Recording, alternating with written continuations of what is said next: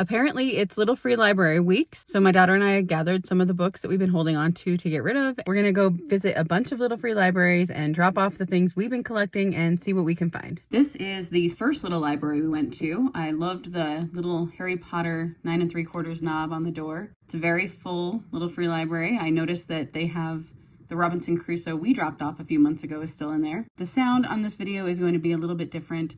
I didn't use my microphone and I've just been talking into the phone, so it's going to be a little bit quieter than normal, not as great. I was really excited to find a copy of The Rent Collector, so I had to put that in my pile.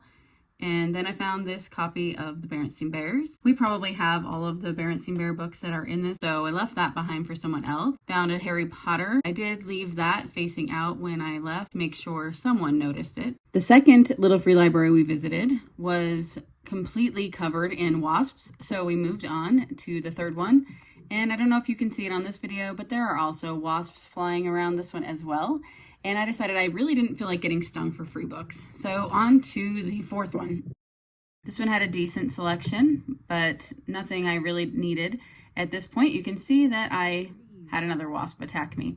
So on to the next Little Free Library. This one was full of children's picture books, and there were a few good ones in there, but nothing that we didn't have that I needed. This tends to be my favorite Little Free Library in our area, and just like usual, it was very full. It has 4 shelves and they were double packed on each shelf. So it took a while to go through this one to see if they had anything I needed. This one also had a few books that I dropped off a few months ago, the last time I visited. And I did get a couple from that one. And then our last one we visited, it had a decent collection in there, but again, a wasp came at me and I didn't really find anything in here. I spy another book back there that I dropped off a few months ago. We have a lot of wasps at our house too. I don't know if it's just this year or just our area, but we have a lot of wasps and we definitely encountered a lot of wasps as we visited these little libraries. Here's another one that I decided to get, and yeah, I'll show that in a minute. But the rest of them were ones that I really wasn't interested in, and I decided I didn't need.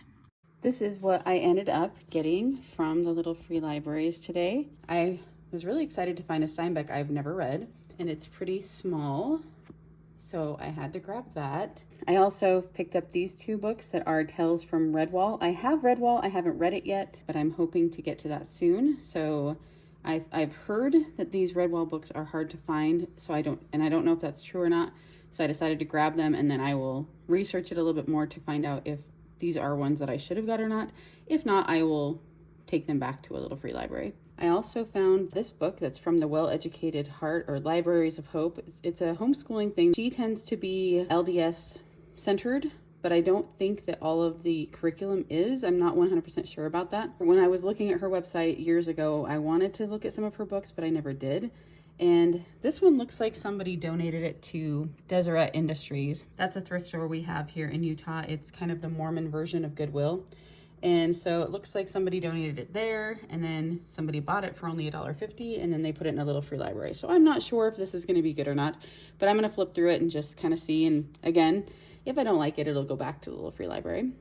And then I got The Rent Collector. I actually read this book in book club quite a few years ago and really enjoyed it, but I didn't own it. So I decided to grab that, and then at some point I'll try to reread it and see if I still like it. And then I also found these kind of weird little books in one of them, the Faithful Mormon Father's Notebook and the Ready Relief Society Sister's Notebook. And that's the mother version of this first one, I think. I was just very curious when I saw these of what they are. These are obviously older. These were published in 1979. And I have been holding on to a lot of my older Mormon things because they are changing so many things, and people gaslight you into thinking that the church never taught certain things or that what you went through wasn't true. And so I've held on to them as kind of a little piece of history, a way to go back to things that I know were there at one point if they get changed, because a lot of the books have even changed. And so when I saw these, I decided I had to bring them home and read through them and see exactly what they say. And I will either add them to my collection or return them or throw them away or something. So I dropped off about probably 10 books and then ended up with this many. to come home with, so that worked out pretty well. The ones I'm the most excited about are the red pony and getting a copy of the Rent Collector.